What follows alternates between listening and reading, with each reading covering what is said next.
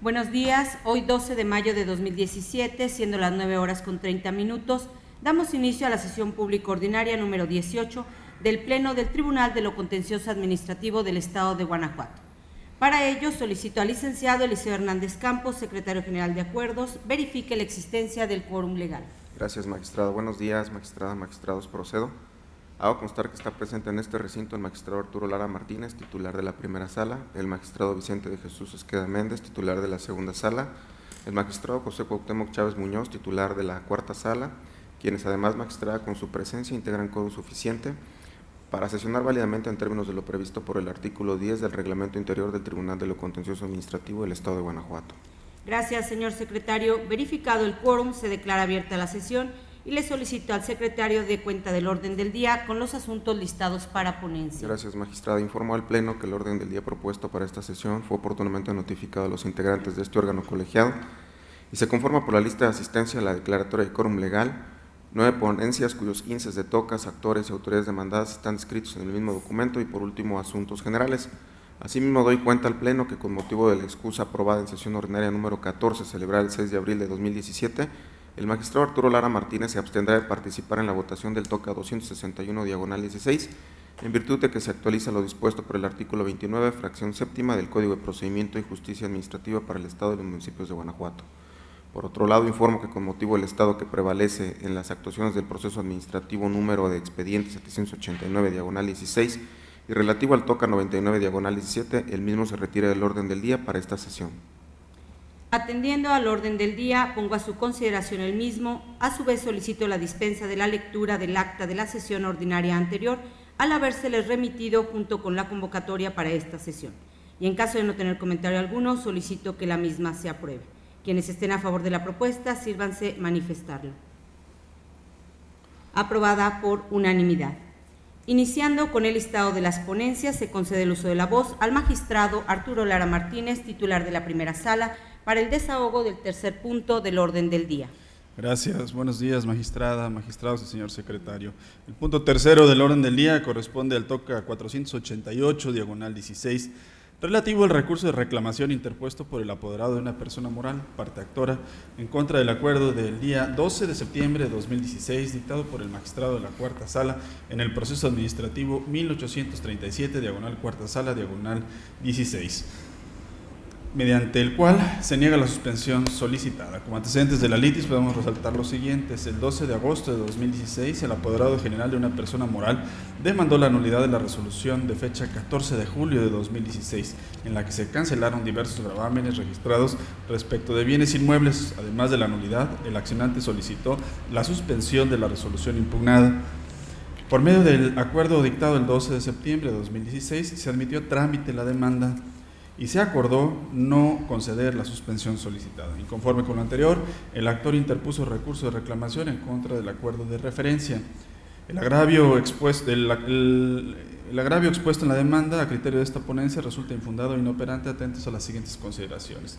De los artículos 268 y 278 del Código de Procedimiento y Justicia Administrativa para el Estado y los municipios de Guanajuato, se establecen los parámetros y modalidades bajo los cuales se podrá solicitar y conceder la suspensión del acto impugnado a los procesos administrativos.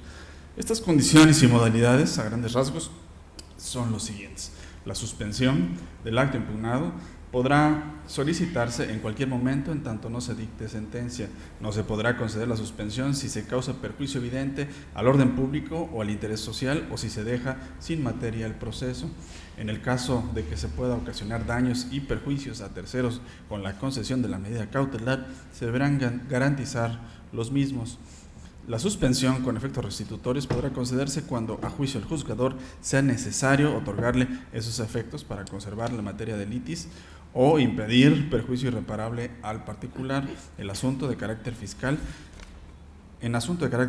es menester garantizar el interés hacendario para que se pueda otorgar la suspensión del acto confutado.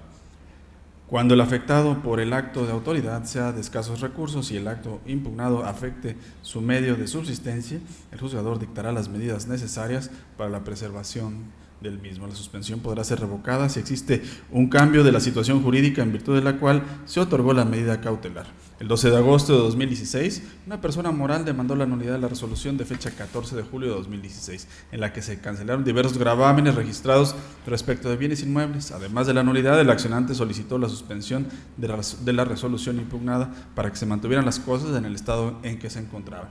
Y el estado en que se encontraban las cosas al momento de la presentación de la demanda es que permanecieran cancelados los gravámenes que obraban sobre los bienes inmuebles. Además de lo anterior, de la lectura de los agravios que la parte actora plantea en sus recursos, se desprende que lo que la misma pretende es que se suspenda no el acto impugnado, sino que se suspendan actos futuros e inciertos, como lo son nuevos gravámenes, traslación de dominio sobre diversos bienes inmuebles, de ahí lo infundado del agravio. Además, el agravio es inoperante porque, como se había ya anunciado, la parte actora solicitó la suspensión del acto impugnado para que las cosas se mantuvieran en el estado en que se encontraban, y ahora en el recurso la parte actora modifica los términos en los que solicitó la suspensión y agrega que lo que pretende es, cito textualmente, que la autoridad responsable se abstenga de realizar inscripciones de afectación o traslación de dominio. Hasta aquí la lectura literal, lo que se traduce en una mejora o modificación de los términos bajo los cuales solicitó la suspensión. Por lo tanto, el agravio también se considera inoperante por novedoso. En virtud de lo anterior, se propone a este Pleno confirmar el acuerdo recurrido en el presente recurso. Señores magistrados, está a su consideración la resolución del TOCA 488, diagonal 16. Si están de acuerdo con el sentido que se propone, sírvanse manifestarlo. Aprobada por unanimidad. Se concede nuevamente el uso de la voz al magistrado Arturo Lara para el desahogo del cuarto punto del orden del día. Gracias, Presidenta. El punto cuarto del orden del día corresponde al TOCA 489, diagonal 16, relativo al recurso de reclamación interpuesto por el apoderado de una persona moral, parte actora en contra del acuerdo de 12 de septiembre de 2016, dictado por el magistrado de la Cuarta Sala en el proceso administrativo 1837, diagonal Cuarta Sala, diagonal 16, mediante el cual se tiene por no admitida la demanda únicamente con relación al gravamen que obra en folio real. El agravio expuesto resulta infundado a criterio de esta ponencia, atentos a las siguientes consideraciones jurídicas. El artículo 267 del Código que nos rige establece que cuando la demanda no reúna los requisitos y no adjunten los documentos a que se refieren los artículos 265 y 266 del mismo ordenamiento, el juzgador requerirá al actor para que en el término de 5 días la complete, con el apercibimiento que, de no hacerlo, se tendrá por no presentada. El 12 de agosto de 2016, el apoderado de una persona moral demandó la nulidad de la resolución de fecha 14 de julio de 2016, en la que se cancelaron diversos gravámenes registrados respecto de bienes inmuebles. En fecha 16 de agosto de 2016, el magistrado de la Cuarta Sala requirió al actor para que adjuntara los documentos donde obran los actos impugnados, so pena de tener la demanda por no presentada. Por medio de escrito de fecha de recibido de 30 de agosto del año próximo pasado, el accionante anexó documentación en la que arguía haber adjuntado los elementos de convicción requeridos. No obstante lo anterior, de una nueva revisión minuciosa al expediente de origen, se concluye que la demandante no anexó al escrito por medio del cual se pretende dar cumplimiento al requerimiento del certificado de historia registral correspondiente al folio R20-84-279. De ahí que la determinación del magistrado recurrido de tener por no presentada la demanda respecto de este número de folios se encuentra pegada de derecho. Por lo tanto, se propone a este Pleno confirmar el acuerdo recurrido en el presente recurso. Señores magistrados, ha sido expuesto el TOCA 489, diagonal 16. Si están de acuerdo con el sentido que se propone, exprésenlo levantando la mano. Aprobado por unanimidad. Para el desahogo del quinto punto del orden del día, se concede ahora el uso de la voz al magistrado titular de la segunda sala, Vicente de Jesús Esqueda Méndez. Muchas gracias, muy buenos días, señora presidenta, compañeros magistrados, señor secretario. El TOCA 545, diagonal 16, es relativo al recurso de reclamación interpuesto por la autoridad demandada en contra de la sentencia dictada en el proceso 1948, diagonal 15, por la magistrada de la tercera sala de este tribunal. Previo al análisis de los agravios hechos valer por la parte recurrente, es conveniente precisar lo siguiente. En el proceso administrativo principal, la parte actora impugnó la resolución en la que se le impuso una sanción consistente en multa porque no contaba con la autorización en materia de impacto ambiental para llevar a cabo la actividad de curtiduría. En el momento procesal oportuno, la magistrada de la tercera sala de este tribunal emitió sentencia en la que se decretó la nulidad de la resolución impugnada. Inconforme con la determinación que antecede, la autoridad demandada interpuso recurso de reclamación en donde hizo valer dos agravios. El agravio primero, a consideración de este pleno, es infundado por las siguientes razones. En los autos del expediente de origen no obra ningún elemento probatorio de los enunciados en el artículo 48 del Código de Procedimiento y Justicia Administrativa para el Estado de los municipios de Guanajuato que acredite plenamente que la parte actora tiene el giro de curtiduría.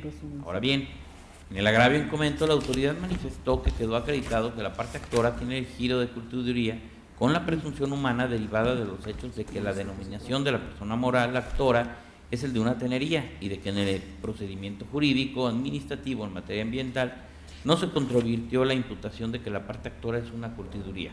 Al respecto, es de señalarse que es infundado este razonamiento ya que no fue expresado en la resolución impugnada, por lo cual no puede considerarse para determinar si la resolución está o no debidamente fundada y motivada. Por ello, la identificación del establecimiento de la parte actora como una tenería consignada en la resolución impugnada en el proceso de origen no está debidamente acreditada. El agravio segundo, a criterio de este cuerpo colegiado, es infundado por las siguientes consideraciones jurídicas. En la simple lectura de los conceptos de impugnación segundo y tercero, se aprecia que se hizo valer la indebida fundamentación y motivación de la resolución impugnada, lo cual compelía a la sala de origen a estudiar si estaba acreditado o no que la parte actora tenía el giro de curtiduría. Así las cosas, ante lo infundado de los agravios hechos valer, se propone confirmar la sentencia que se revisa. Magistrados, ha sido expuesta la resolución del TOCA 545/16. Si están de acuerdo con el sentido que se propone, exprésenlo levantando la mano. Aprobada por unanimidad. A continuación, para el desahogo del sexto punto del orden del día, se concede nuevamente el uso de la voz al magistrado Vicente Esqueda. Gracias, Presidenta. El TOCA 595/16 es relativo al recurso de reclamación interpuesto por la autoridad demandada en contra de la sentencia dictada en el proceso 1050/15 por el magistrado de la cuarta sala de este tribunal.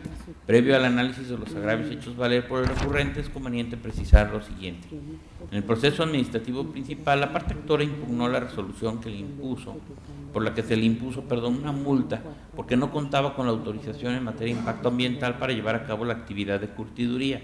El magistrado de la cuarta sala, en la sentencia que se revisa, decretó la nulidad de la resolución impugnada. Inconforme con la determinación que antecede, la autoridad demandada interpuso el recurso de reclamación que nos ocupa, en donde hizo valer dos agravios. El agravio primero, a criterio de este cuerpo colegiado, es infundado por las siguientes consideraciones jurídicas.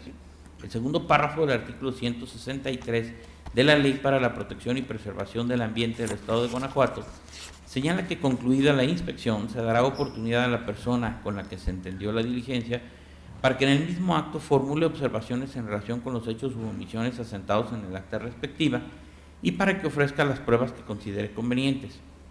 Dentro de este marco legal, tenemos que no era necesario que la parte actora ofreciera su documental consistente en formato y autorización de fecha noviembre del 2000 o la presentara con posterioridad a la inspección, ya que el mismo fue ofrecido como prueba en la diligencia de inspección. Asimismo, es de señalarse que quedó constancia del formato y autorización de fecha noviembre del 2000 con la fotografía que sacó la inspectora. De ahí que no era necesario que la parte actora ofreciera el formato en comento en la instancia radicada en la Procuraduría Ambiental y de Ordenamiento Territorial del Estado de Guanajuato. El agravio segundo, a consideración de este Pleno, es infundado por las siguientes razones. De la simple lectura del concepto de impugnación primero de la demanda, se aprecia que se manifestó que, y cito textualmente, nuestra Carta Magna establece en la garantía de seguridad jurídica que debe existir certeza con relación con todo acto privativo o de molestia que atente contra las garantías de igualdad, libertad, propiedad, posesiones y derechos, que el mismo debe estar debidamente fundado y motivado. Cierro la cita textual. Asimismo, se aprecia que en el concepto de impugnación sexto se argumentó que, y cito textualmente, en el levantamiento del acta debe darse oportunidad de ofrecer pruebas. Cierro la cita textual. Estos argumentos compelían a la sala de origen a estudiar si las pruebas que el actor ofreció en la inspección fueron valoradas o no. Así las cosas, ante lo infundado de los agravios hechos valer, se propone confirmar la sentencia que se revisa. Expuesta la ponencia, se somete a votación el proyecto del TOCA 595/16. En caso de estar de acuerdo con su sentido, sírvanse manifestarlo. Aprobado por unanimidad. En atención a que fue retirado el TOCA 99/17, listado como punto séptimo del orden del día, con base a lo señalado por el secretario general, procedo a exponer la ponencia relativa a la tercera sala. Para el desahogo del octavo punto del orden del día, se somete a consideración del Pleno el proyecto de resolución correspondiente al TOCA 91/17 en la modalidad de juicio en línea, relativo al recurso de reclamación interpuesto por la parte demandada y los terceros con derecho incompatible a la pretensión del actor en el proceso administrativo 1209/2016, en contra de la sentencia de fecha 15 de febrero de 2017, pronunciada por el magistrado de la segunda sala. Con el propósito de contextualizar el problema jurídico planteado en esta instancia, es pertinente señalar lo siguiente. El proceso de origen fue promovido en contra del mandamiento de ejecución emitido por la directora de ingresos de Celaya, así como del crédito fiscal por concepto de impuesto predial que originó la emisión de aquel. La segunda sala pronunció la sentencia en materia del presente recurso en los siguientes términos. Decretó la nulidad total de los actos impugnados. Reconoció al actor el derecho a que se cancele el requerimiento de pago por adeudo de impuesto predial, se le expidiera una constancia de no adeudo y se liberara el bien embargado. Y condenó a las autoridades demandadas al pleno restablecimiento de las citadas prerrogativas. Ahora bien, en su expresión de agravios, la parte inconforme alega que la tesis aislada de rubro, lo cito, créditos fiscales y en el juicio contencioso administrativo no se acredita su existencia, debe decretarse la nulidad lisa y llana y no la nulidad para efectos. Fin de la cita. No es aplicable al caso porque interpreta un precepto normativo federal derogado. Tal disentimiento es inoperante, pues aun cuando la sala apoyó la declaratoria de nulidad en la tesis aislada a la que se refiere la parte inconforme, lo cierto es que ese no fue el único ni el principal sustento de aquella determinación.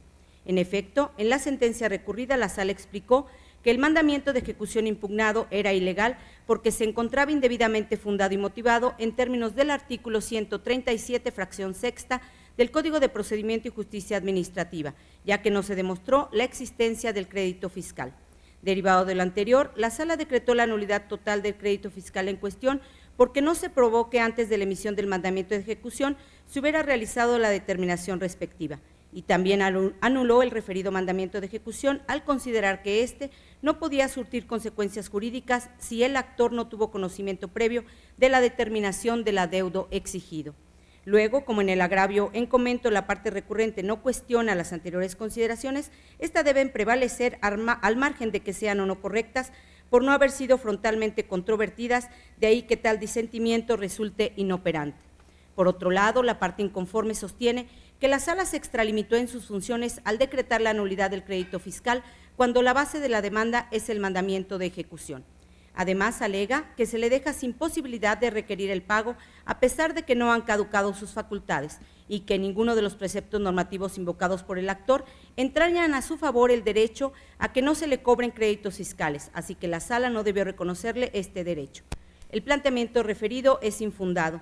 Como en su escrito de demanda el actor negó lisa y llanamente conocer la determinación del crédito fiscal que debió anteceder al dictado del mandamiento de ejecución impugnado, y la directora de ingresos de Celaya no exhibió la resolución determinante ni las constancias de su notificación, entonces, en términos de lo establecido en los numerales 47 y 279, párrafo tercero del Código de Procedimiento y Justicia Administrativa, es válido concluir que los hechos que motivaron el mandamiento de ejecución no se realizaron, lo que significa que las autoridades demandadas pretendieron el pago del crédito fiscal sin contar con el soporte fáctico que se lo permitiera. Luego, si la nulidad obedeció a la indebida fundamentación y motivación de los actos impugnados en su aspecto material, no de forma, entonces se juzgó el mérito de lo decidido, pues se analizaron los fundamentos y motivos en que se apoyó la autoridad, concluyéndose que no se acreditó la existencia de los elementos fácticos en los que se sustentó. Ante tales condiciones, la nulidad decretada tiene como consecuencia intrínseca que la autoridad no podrá requerir de nueva cuenta al actor el pago del crédito fiscal materia del proceso de origen, pues ello implicaría concederle otra oportunidad a la parte demandada de subsanar la ilicitud de los actos que emitió en perjuicio del actor. Finalmente, la parte recurrente señala que, contrario a lo resuelto por la Sala, el actor sí conocía el crédito fiscal y el origen del mandamiento de ejecución, pues así lo manifestó en su escrito de demanda. Tal disertación es infundada, pues lo que manifestó el actor en su demanda fue que tuvo conocimiento de la existencia del crédito fiscal que motivó la emisión del mandamiento de ejecución impugnado hasta que se le notificó dicho mandamiento. Es decir, aunque sabía de la existencia del crédito fiscal, desconocía su contenido. En ese tenor es inconcuso que el hecho de que el actor tuviera conocimiento de la existencia del crédito fiscal no implicaba que conocía su contenido. De ahí que, ante la negativa lisa y llana que al respecto expresó el actor, correspondía a la parte demandada acreditar que le notificó la resolución en la que determinó el crédito fiscal en cuestión, ello conforme a la regla prevista en el artículo 47 del Código de Procedimiento y Justicia Administrativa. Por tanto, como resultado de la ineficacia de los agravios vertidos por la parte inconforme, esta ponencia propone confirmar la sentencia dictada por la segunda sala. Magistrados, expuesta la ponencia, se somete a votación el proyecto del TOCA 91/17. En caso de estar de acuerdo con su sentido, sírvanse manifestarlo. Aprobado por unanimidad. Siguiendo con el listado de las ponencias, se concede ahora el uso de la voz al magistrado José Cuauhtémoc Chávez Muñoz, titular de la cuarta sala, para el desahogo del 9º punto del orden del día. Muchas gracias, magistrada presidenta. Buenos días, magistrada, magistrados, secretario general. Inicio las ponencias de la cuarta sala. Me refiero en un primer momento al TOCA 603/16 relativo al recurso de reclamación interpuesto por el autorizado del director de tránsito del municipio de Cuerámaro, Guanajuato, autoridad demandada en contra de la sentencia de fecha 18 de noviembre de 2016, dictada por el magistrado de la primera sala de ese tribunal dentro del proceso administrativo 1872/15. Para la mejor comprensión del asunto que nos ocupa y previo al análisis de los 4 agravios hechos valer por el recurrente, esta ponencia considera conveniente precisar lo siguiente. En el proceso administrativo principal, el actor impugnó el cese de sus funciones como agente de tránsito municipal adscrito a la Dirección de Tránsito Municipal de Cuerámaro. El acto impugnado citado le tocó conocerlo por razón de turno al magistrado de la primera sala, quien en fecha 18 de noviembre del 2016 emitió la sentencia recurrida, en la que declaró la nulidad, básicamente, porque el cese verbal de la actora fue realizado sin cumplir con el elemento de validez, estar debidamente fundado y motivado, previsto en el artículo 137, fracción cuarta y sexta del Código que nos rige. Consecuentemente, reconoció el derecho del actor y condenó a las autoridades demandadas a pagar ciertas prestaciones que por ley le corresponden. Inconforme con la determinación que antecede, la autoridad demandada interpuso el recurso de reclamación que nos ocupa, en donde hizo valer 4 agravios. Así tenemos que en los agravios marcados como primero y segundo, quien recurre básicamente argumenta que la sentencia que se combate viola los principios de congruencia, de legalidad y de equidad procesal, porque según él sí se denegó lisa y llanamente la existencia del acto impugnado, cese verbal, ninguna obligación probatoria respecto a los hechos afirmados por la actora pesa sobre las autoridades demandadas, por lo que, contrario a lo resuelto en la sentencia recurrida, sí existe causa de sobreseimiento por inexistencia del acto impugnado. Tales agravios, a juicio de esta ponencia, son infundados para revocar o modificar la sentencia recurrida. Ello es así porque si el actor en su demanda afirmó que fue cesado verbalmente del cargo que ocupaba como agente de tránsito municipal adscrito a la Dirección de Tránsito Municipal de Cuerámaro, y las autoridades demandadas en su contestación de demanda negaron lisa y llanamente la existencia de ese despido verbal, pues arguyeron además que el actor fue el que dejó de asistir a sus labores desde el 17 de noviembre de 2015, entonces, efectivamente, quien tenía la carga de probar su dicho era la propia autoridad demandada y no el actor, por 2 razones. La primera, porque un nuevo estudio sobre los despidos verbales de la policía ha llevado a este tribunal en pleno a determinar que si las autoridades demandadas reconocen la relación administrativa, pero niegan la destitución verbal, la carga de la prueba no se revierte al policía, ya que no se debe perder de vista que el cese o despido no es discrecional, sino que para ser válido y librar de responsabilidades a las autoridades, debe obedecer a causales determinadas. Ello con el claro propósito de proteger al servidor público de una situación en la que corre el riesgo de quedar en indefensión, pues si se aceptara que la negativa lisa y llana de un cese verbal tiene el efecto de revertir la carga probatoria al policía, se propiciaría que la autoridad destituyera verbalmente a cuanto elemento policial se le ocurriera, violando todos los requisitos legales, y luego, al contestar la demanda, negara lisa y llanamente el cese despido, con lo que dejaría sin defensa al servidor público. ante la imposibilidad o extrema dificultad que éste tendría de probar un acto que generalmente ocurre en privado. Y la segunda razón es porque no se debe perder de vista que las causales de improcedencia en el proceso administrativo deben interpretarse de manera estricta, de modo que el juzgador debe acoger únicamente aquellas que se han acreditado fehacientemente, evitando dejar con base en presunciones en estado de indefensión el promovente con la finalidad de respetar el derecho a la tutela judicial efectiva previsto por los artículos 14, 16 y 17 de la Constitución General de la República. En esa medida, si atento a la fracción sexta del artículo 261 del Código que nos atañe, el proceso administrativo es improcedente por inexistencia del acto. Para que se configure dicha causal debe tenerse la certeza de que en efecto el acto impugnado no existe, para lo cual es indispensable que esté demostrado fehacientemente esa situación. Por tanto, si en el proceso administrativo principal las autoridades no demostraron plenamente que el actor fue quien abandonó la fuente de trabajo o que dejó de asistir a sus labores, entonces, contrario a lo aseverado por el recurrente, no se actualiza la causal de improcedencia de inexistencia del acto impugnado, de ahí lo infundado de los agravios que nos ocupan.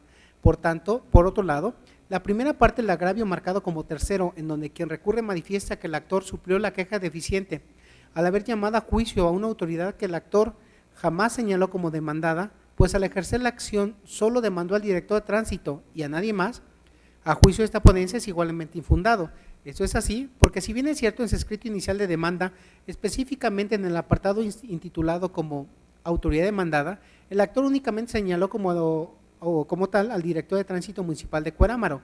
No menos verdad es que el apartado primero, acto o resolución que se impugna, refirió que combatía el acto de destitución verbal realizado el 17 de noviembre de 2015 por la directora del área jurídica de Presidencia Municipal de Cuerámaro, el cual se realizó por instrucciones del director de tránsito, de manera que con base en lo antes referido, fue la CUO, en el acuerdo de fecha 7 de diciembre de 2015, quien emplazó tanto al director de tránsito como a la coordinadora de asuntos jurídicos, ambos del municipio citado, para que acudieran a proceso sin que ello signifique la suplencia de la queja del actor, máxime si consideramos que de conformidad con lo dispuesto en el último párrafo del artículo 279 del código antes referido, cuando alguna autoridad que deba ser parte en el proceso no fuese señalada por el actor como demandada de oficio, se le correrá traslado de la demanda.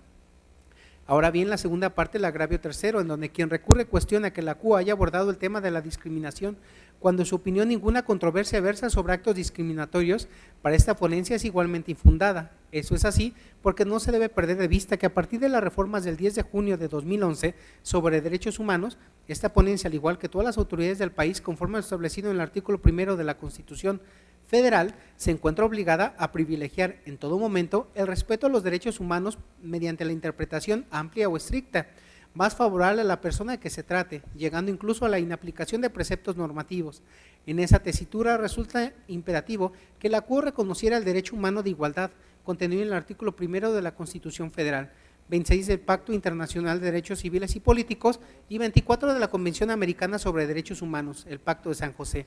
Lo anterior precisamente por el trato diferenciado o discriminatorio que prevalece sobre los trabajadores de los poderes de la Unión y los miembros de las instituciones policiales federales, estatales y municipales, en cuanto a la prestación que reciben ante un despido injustificado. De ahí lo acertado de la terminación de la CUO y lo infundado de la parte del agravio que se analiza. Finalmente, el agravio cuarto, donde quien recurre en esencia alega que la sentencia recurrida carece de exhaustividad necesaria porque deja de abordar ciertos aspectos de la contestación de demanda, en opinión de esta ponencia, resulta inoperante. Se afirma esto porque si bien en la sentencia que ahora se revisa, el ACUO no hizo consideración alguna respecto a ciertas disertaciones vertidas por la autoridad demandada en su escrito de contestación de demanda. Esto debe entenderse en el sentido de que la sala estimó tácitamente que dicho argumento defensivo resultaba infundado e insuficiente para soportar la validez del acto impugnado, el cese verbal. Esto es que la CUO consideró a tales argumentos defensivos como inocuos para desvirtuar la causa de nulidad que estimó actualizada, de ahí lo inoperante de sus alegaciones. Así las cosas, ante lo infundado de los agravios primero, segundo y tercero y lo inoperante del cuarto, esta ponencia propone a ese tribunal en pleno confirmar la sentencia que se revisa en todas sus partes por encontrarse ajustada a derecho. Señores magistrados, está a su consideración el proyecto del TOCA 603/16. En caso de estar de acuerdo con su sentido, exprésenlo levantando la mano. Aprobado por unanimidad. Continuando con el listado de las ponencias, se concede nuevamente el uso de la voz al magistrado de la Cuarta Sala para el desahogo del 10º punto del orden del día. Muchas gracias, magistrada presidenta. Me refiero ahora al TOCA 261/16, relativo al recurso de reclamación interpuesto por el autorizado del síndico del Ayuntamiento del municipio de Abasolo, Guanajuato, autoridad demandada en contra de la sentencia de fecha 30 de marzo de 2016, emitida por la magistrada de la tercera sala de este tribunal en el proceso administrativo 1434/14. Les comparto los antecedentes del caso. En el proceso administrativo principal, el actor impugnó la resolución de negativa ficta respecto a las solicitudes de pago derivados de contratos de obra pública a precio unitario y tiempo determinado a fin de ejecutar obras de pavimentación en el municipio de Abasolo, Guanajuato, así como el acta de entrega-recepción de la obra. Seguido el proceso administrativo principal en todos sus trámites legales, la magistrada de la tercera sala de este tribunal, en la sentencia que ahora se recurre, declaró la nulidad de la resolución impugnada ante su indebida fundamentación y motivación.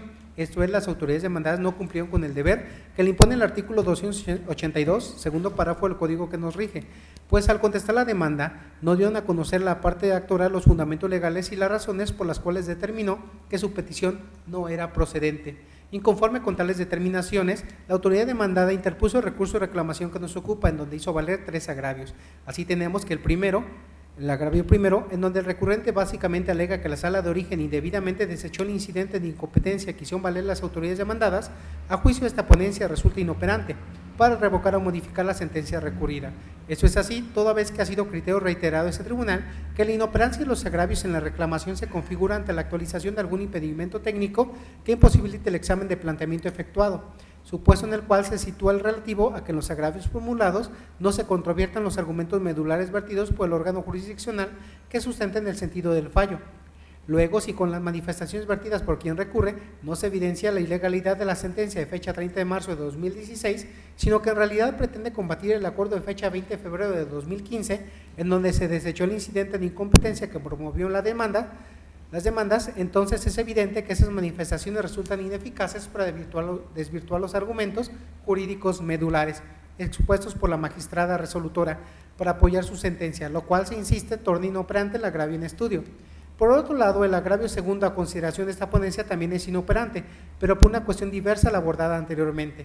Lo anterior es así porque, si bien en la sentencia que ahora se revisa, la CUO no hizo consideración alguna respecto a las etapas de ampliación de la demanda, así como de la contestación a la ampliación.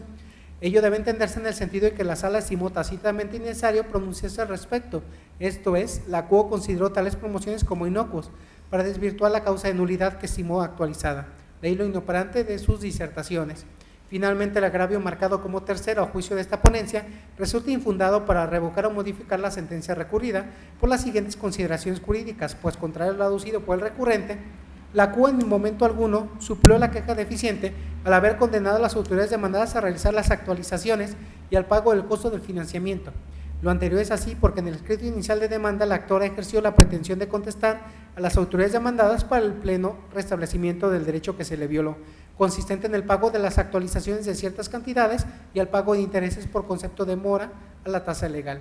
Luego, no debe perderse de vista que este tribunal, acorde con lo sostenido por la Suprema Corte, ha adoptado el criterio de que es suficiente que el promovente exprese en su demanda con claridad la causa de pedir para que el juzgador se encuentre obligado a estudiarla en su sentencia. Tampoco debe pasarse por alto que el artículo 17 constitucional contempla a favor de los gobernados el derecho fundamental a la tutela judicial efectiva o derecho de acceso a la justicia, el cual no solamente supone el acceso a los órganos jurisdiccionales, sino que también comprende el derecho a que dichos órganos conozcan el fondo de las pretensiones de los particulares y, mediante una decisión dictada en derecho, determine el contenido y la extensión del derecho deducido. En ese sentido, el hecho de que la CUO haya interpretado lo que en realidad pretendía el actor y, en consecuencia, haber resuelto que, dado que las demandadas no liquidaron oportunamente las estimaciones 1, 2, 3 y 4 por los trabajos efectuados en el plazo previsto en el ordenamiento legal, ello generó la obligación de pagar el costo de financiamiento que está expresamente establecido en el párrafo tercero del artículo 98 de la Ley de Obra Pública, con la misma para el Estado y los municipios de Guanajuato, aplicando la causa de pedir que hizo valer el actor en demanda. En nada grave al recurrente, pues ello lo hizo con la única finalidad de ser exhaustiva y cumplir con el mandato de justicia completa que consagra el 17 constitucional. De esta manera, ante lo parcialmente inoperante de los agravios primero y segundo y lo infundado del agravio tercero, lo procedente a juicio de esta ponencia es confirmar la sentencia recurrida. Señores magistrados, está a su consideración el TOCA 261/16, haciendo la aclaración de que el magistrado Arturo Lara se abstendrá de participar en la votación en virtud de la excusa aprobada por el Pleno en la sesión ordinaria número 14 de fecha 6 de abril de 2017. Si están de acuerdo con el sentido que se propone, exprésenlo levantando la mano. Aprobado por unanimidad de los magistrados participantes en la votación. Para finalizar, con el listado de las ponencias, magistrado José Cuauhtémoc Chávez Muñoz, se le concede nuevamente el uso de la voz para el desahogo del 11º punto del orden del día. Muchas gracias, magistrada presidenta. Concluyo mi intervención con el toca 105/17, relativo al recurso de reclamación interpuesto por el tercero con un derecho incompatible con la pretensión del actor, en contra del auto de fecha 21 de febrero de 2017, por medio del cual el magistrado de la primera sala de este tribunal, entre otras cosas, concedió la suspensión definitiva del acto impugnado dentro del proceso administrativo 169-17. Les comparto los antecedentes del caso. En el proceso administrativo principal, la parte actora impugnó el requerimiento de demolición dictado dentro del procedimiento administrativo por el director de Protección y Vigilancia del municipio de Guanajuato capital. Respecto a dicho acto impugnado, la propia parte actora solicitó la suspensión del procedimiento administrativo de la Dirección de Protección y Vigilancia del municipio aludido para el efecto de que las cosas se mantuvieran en el estado en que se encuentran y no se proceda a la consumación de un acto de imposible reparación que consiste en la demolición de la obra. Por su parte, el magistrado de la primera sala, en el auto de fecha 30 de enero de 2017, acordó conceder la suspensión provisional del acto impugnado y requirió a las autoridades demandadas que rindieran el informe en término de 3 días sobre la emisión del acto impugnado. Una vez que las autoridades cumplieron con el requerimiento referido, el magistrado determinó conceder la suspensión definitiva. Inconforme con la determinación que antecede, el tercero con derecho incompatible interpuso el recurso de reclamación que nos ocupa, en donde hizo valer 4 agravios. Así tenemos que los agravios marcados como primero, segundo y tercero, a consideración de esta ponencia, resultan fundados, pero inoperantes, para revocar o modificar el auto recurrido. Son fundados porque le asiste razón al recurrente cuando manifiesta que la determinación de la QO le depara perjuicio al no exponer razonamiento jurídico alguno que explique en qué sustenta su argumento de que con la concesión de la suspensión no se afecta el orden público o el interés social, a pesar de que la Suprema Corte se ha pronunciado en el sentido de que para efectos de conceder una suspensión, el juzgador debe exponer los motivos por los que considera no se ocasiona el perjuicio al interés social o se contravierte disposiciones de orden público, tal como se desprende de la jurisprudencia 81 del 2002 de la segunda sala. Sin embargo, los agravios en estudio terminan por ser inoperantes para revocar o modificar el acuerdo que se revisa, dado que no se debe perder de vista que el acto impugnado consistente en el oficio DPV 14 del 2017 de fecha 12 de enero del 2017, dictado por la Dirección de Protección y Vigilancia del municipio referido, se trata de un requerimiento de demolición dictado dentro del procedimiento administrativo ya citado. Luego, entonces, si el punto a dilucidar en el presente recurso de reclamación es si debe o no concederse la suspensión en el proceso administrativo cuando se reclama un acto de esa naturaleza, la demolición de una obra, entonces es necesario hacer la siguiente reflexión. No se debe perder de vista que la demolición de una obra es de aquellos actos que de ejecutarse se consumarían materialmente, haciendo físicamente imposible restituir al actor en el goce del derecho violado, dejando sin materia el proceso administrativo, pues lo que se ventilará en el fondo es precisamente la legalidad del acto en lo que se impuso esa medida. Las precisiones anotadas revelan que dado que la demolición de una obra puede dejar sin materia el proceso administrativo, debe concluirse de concederse la suspensión de dicho acto. El interés social en ese supuesto no se ve afectado, aun y cuando se contravierte una disposición de orden público, como lo es el artículo 97, fracción primera, inciso A, del Reglamento de Edificaciones sin mantenimiento para la ciudad de Guanajuato. Pues de cualquier manera, una vez concluido el proceso administrativo de determinarse que el acto es legal, podría perfectamente demolerse la construcción. Bajo esta óptica, no es acertado que el recurrente alegue que debió negarse la suspensión a la promovente, pues como se ha sostenido de no concederse dicha medida, puede dejar sin materia el proceso, por ser precisamente la legalidad del acto en que se impuso esa medida, la cuestión de fondo del asunto. Por el contrario, resulta patente que en tratándose de la demolición de una obra, de no otorgarse la medida suspensional y permitir que aquella se ejecute, se causarían daños y perjuicios de difícil reparación, aspecto que no se repararía ni uno obteniendo sentencia favorable en el proceso administrativo. Como corolario, es pertinente aclarar que no se presenta obstáculo para la concesión de la suspensión solicitada en contra de la demolición de una obra, el hecho de que el reglamento de edificaciones aludido sea de orden público, pues tiene que determinarse la afectación del interés en función del propio acto. Esto es en razón de un contenido naturaleza y alcances. Se afirma lo anterior porque aun y cuando se reclame un acto que pudiera infringir un reglamento de orden público, para decidir sobre la suspensión el juzgador debe examinar si se actualiza lo previsto por el artículo 269 del Código que nos rige, debido a que no basta la sola circunstancia que se pida para la paralización de los efectos del acto impugnado en un ordenamiento de orden público para negar la suspensión bajo el argumento del carácter de este y de que responde al interés general, ya que todas las leyes en sentido amplio participan en mayor o menor medida de esas características, sino que resulta imprescindible incluso para la conservación de la materia del juicio analizar los diversos grados de afectación al interés social y al orden público, la distinta naturaleza del objeto específico de los ordenamientos y la causación al actor de daños y perjuicios de difícil reparación. Finalmente, en el agravio marcado como cuarto, quien recurre básicamente alega que en todo caso para conceder la suspensión del acto impugnado, el requerimiento de una demolición, el acuerdo debió fijar una garantía al actor con fundamento en el artículo 270 del Código que nos aplica, pues en su opinión con la concesión de la suspensión se puede causar daños a terceros porque existe un dictamen técnico en donde se señala que la obra constituye un riesgo. Pues bien, a consideración de esta ponencia, dicho agravio de bien infundado, toda vez que no basta con que la obra recurrente tercero con derecho incompatible alegue que puede ocasionársele daños y perjuicios derivados del otorgamiento de la suspensión en proceso administrativo principal, sino que debe indicar en qué consisten esos daños y perjuicios, o si se podía existir un menoscabo a su patrimonio y exponer razonablemente porque esos daños y perjuicios son una consecuencia inmediata de la suspensión del acto impugnado, lo que desde luego en el caso concreto no sucede. De esta manera, ante lo fundado pero inoperante los agravios marcados como primero, segundo y tercero y lo infundado del marcado como cuarto, esta ponencia propone a este tribunal en pleno confirmar el acuerdo recurrido de la primera sala por encontrarse ajustado a derecho.